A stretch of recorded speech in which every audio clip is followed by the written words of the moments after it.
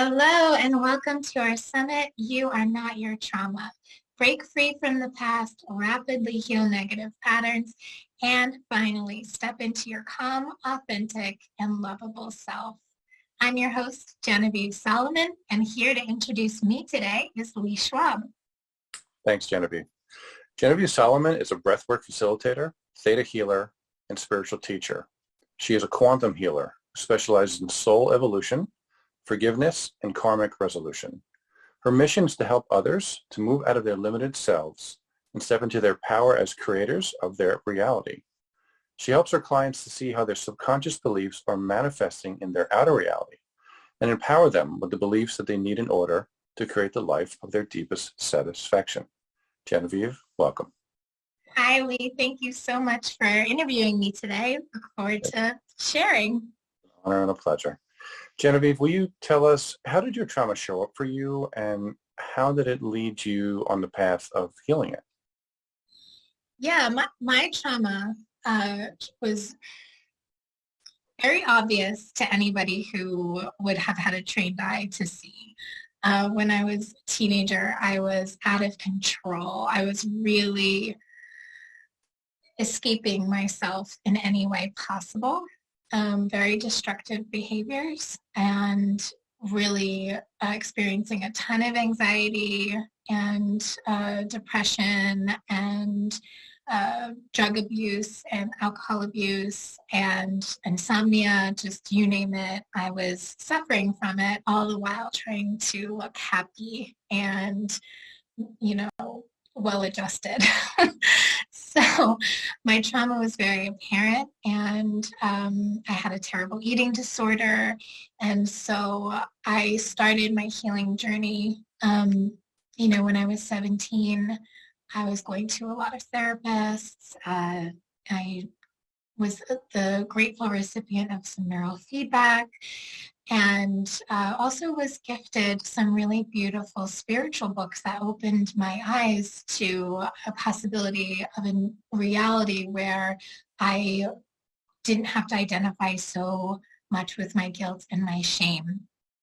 And I was really young, so I didn't have the self-commitment and the self dedication to my own healing practice. And so my healing was very slow and it took me a long time. And throughout my 20s, I really buried myself in busyness and overworking and in my world of ideas and idealism. And throughout that time, I had a lot of moments of happiness, but a lot of moments of suffering as well. I wasn't really in touch with my feelings and my thoughts in a very conscious way, but I was plugging along. But finally, in my 30s, I had children, and this is when it all came to a head and became the point in my life where I just couldn't go on anymore the way that I was. Having children really brought forward all of my unresolved trauma, and because I couldn't escape, because I had these little beings who I loved and who were dependent on me, I realized that I had to find a way to be better and to heal, because my desire to be better was just not good enough and I didn't know what to do. And in that place of not knowing what to do, in the moments of desperation, that is when the door opens. And that was true for me, and I see that's true for so many people who reach a place of desperation. So in those moments, I was led to a Buddhist center, and I went there in tears, feeling absolutely the lowest I've ever felt my entire life. And I learned to practice gratitude. That was my first lesson. To be so grateful to realize that we live in a web of kindness, and to look for all of the kind loving people that made everything possible for me to be alive and in the place where I was. And I learned lessons about attachment and how attachment causes so much suffering, and about how being overly concerned with the self creates a lot of suffering, and ultimately how the mind creates suffering. I learned through Buddhism that suffering is in the mind.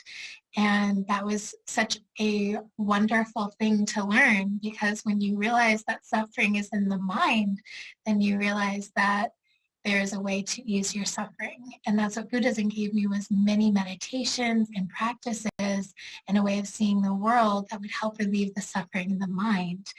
And that was my greatest gift that I learned through Buddhism. Hmm. Beautiful. Thank you so much. So how would you say, or how did you notice that your trauma was healing? What types of modalities did you bring into your life? Aside from Buddhism, what else did you bring into your life to really heal these deep traumas that you went through? Yeah. Well, in Buddhism, they tell you that the first step is to recognize. So recognizing the thoughts that you're having and the patterns that you're having that are creating your suffering. The second step is reduce. So when you realize that when you can recognize those thoughts, you try to reduce having those thoughts, stopping them when you can. And then finally, the last step is abandon, where those thoughts are not really part of your, everyday thought process anymore. And that process for me was very slow, and I was really committed to my meditation practice, really committed to going to Dharma classes, and I was reading everything I could. I was, the best student, but I needed more than just meditation and concepts in order to start to feel like my healing was taking root. And the thing that was brought into my life at the perfect time was breath work. And breath work was a modality that I was practicing just for myself. And it's a way of releasing trauma from the body. When you are carrying a lot of trauma in the body, you're vibrating at a lower vibration, and that lower vibration attracts into your life experiences that will reflect that vibration. And so you're triggered a lot by whatever's unresolved and stuck in your body. With breath work, you get to actually release those vibrations from your body so that the triggers become less. And what I noticed was that even though I was practicing meditation, my anger and my triggers were still so fast I couldn't find any space in between them. But once I started practicing breath work, all of a sudden there was enough space in between whatever was happening in my life and my reaction to it that I could finally find that pause, that very tiny pause where choice was possible. That it never felt like I had any space to make the choice I wanted to make, which was patience, realignment, breath, whatever it was that I needed to come back into presence, until I released enough trauma from my body that those triggers were not, happening every moment it felt. And then because breathwork was so powerful for me, I decided to train and offer breathwork as well as a modality. And it is my favorite thing to facilitate, especially in a group setting, especially in a retreat setting, because it is so powerful. And when you can breathe on your own, it's really powerful. When you can breathe with a group, it's even more powerful. And when you can breathe several days in a row, giving yourself the space and the energy to really go in for yourself, the results are absolutely life-changing. So I really recommend breathwork as a practice for anyone who's experiencing trauma, but also to have a trained facilitator to be with them, because if trauma comes up, you want to make sure that you feel safe and held. Well, trauma will come up, so you want to feel safe and held. Yeah. Absolutely. Wonderful. And tell us a little bit about theta healing. How do you incorporate that into your practice? Okay, so theta healing is a wonderful way to work with clients to reveal what it is that they're holding in their subconscious that is manifesting in their outer reality. So one thing that we learn through Buddhism, of course, miracles, any non-dual text, which is I'm a non-dual teacher, is that the world is a reflection of the thoughts that you hold, and you're going to see the world through the veil of what you believe. So if you are holding subconscious beliefs that are unhelpful and ultimately untrue, like I'm unworthy of love, or I have to suffer to learn, or I have to be perfect to be loved, or I'm alone. These are deep subconscious beliefs that are going to be reflecting in your outer reality.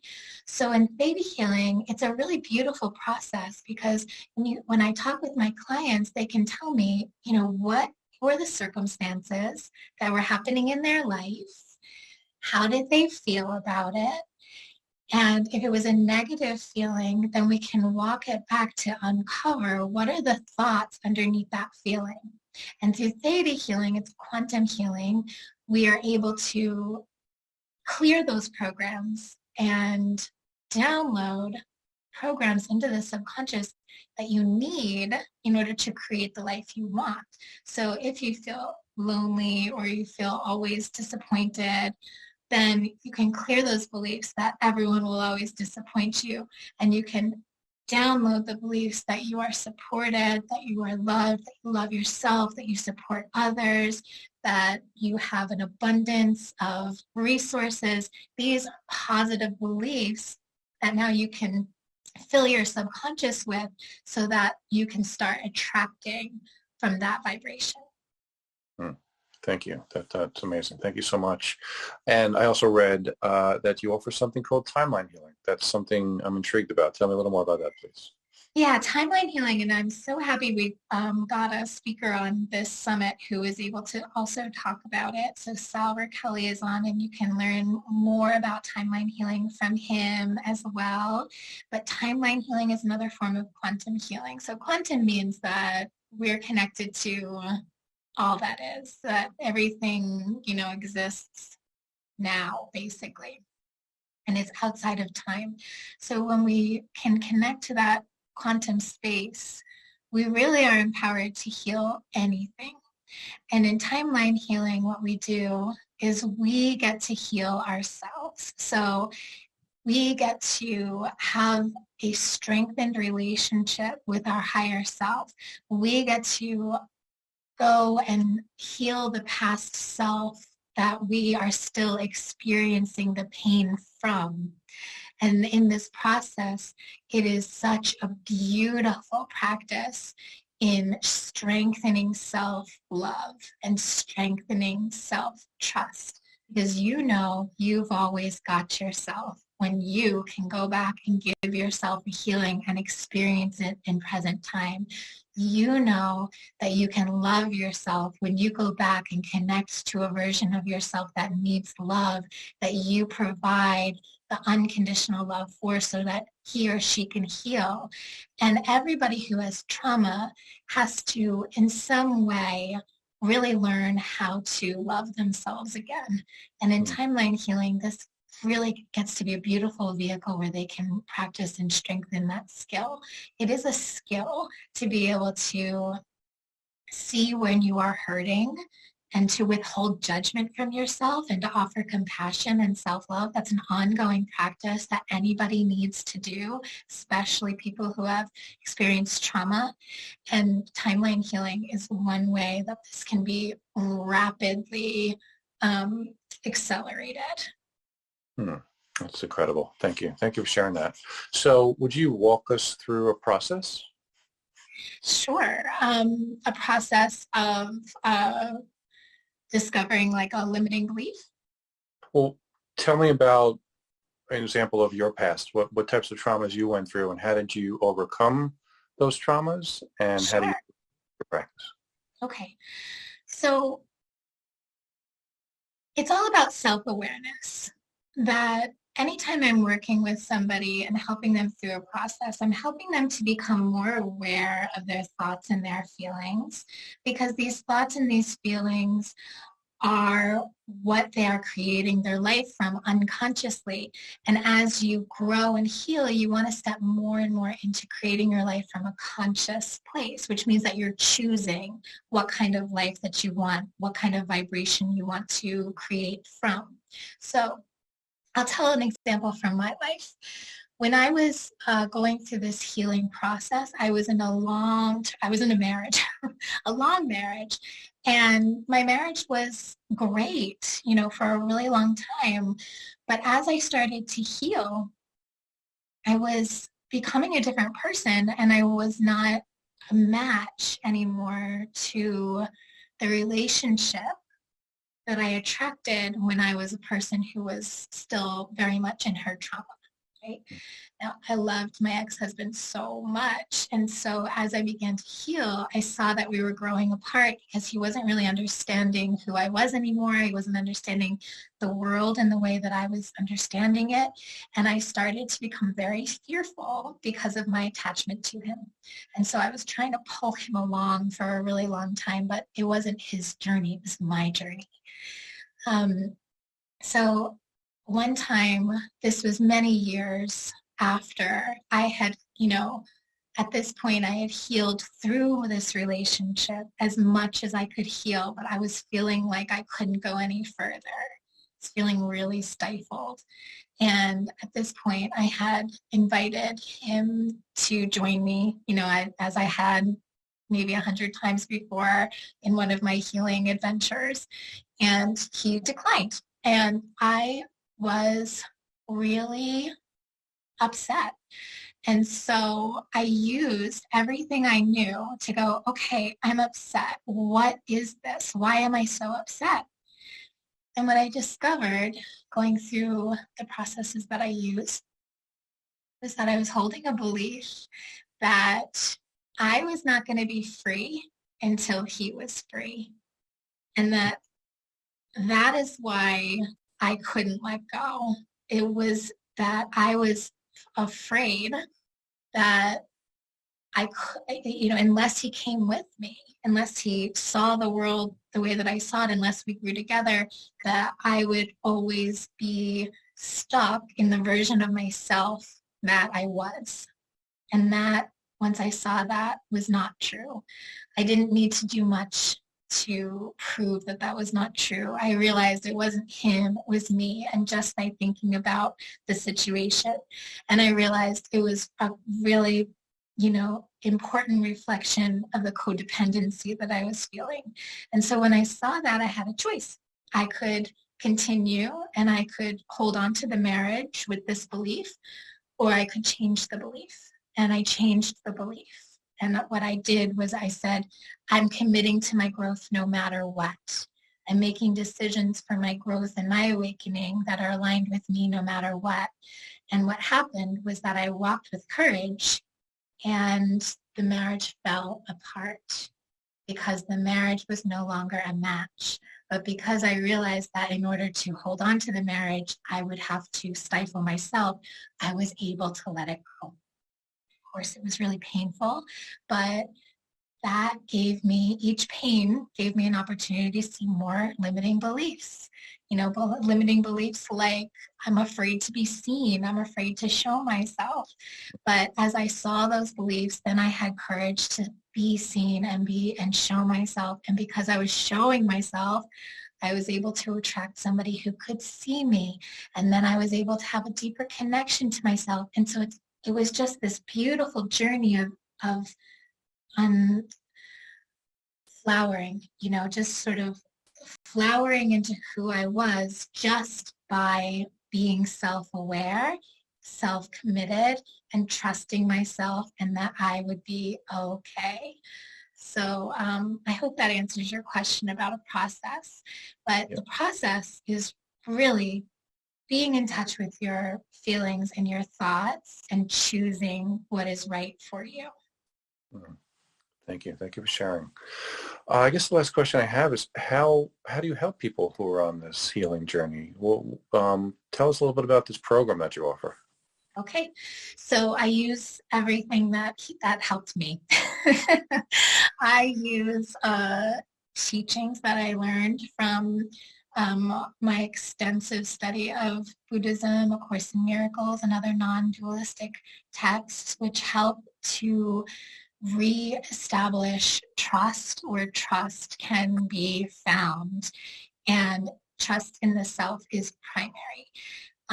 So my course is a whole year because it's a very deep dive into the nature of the mind, the nature of the self, and the nature of reality that we take, all the while shoring up our practices with meditation, with short practices that people can do, with reflective practices to reflect on your life and to understand where you've been and where you're going. Of course, it incorporates the healing piece. And so people get breathwork and they get theta healing and timeline healing and a community of people that can walk this path together as they learn a new way of being. And so it's a very holistic approach because I have done the concept piece where you just read about the concepts of healing or spirituality, and that's not enough to make change. And I've done just the meditation piece, and that's not enough to make change. And I've done just the healing piece, and that's not enough either.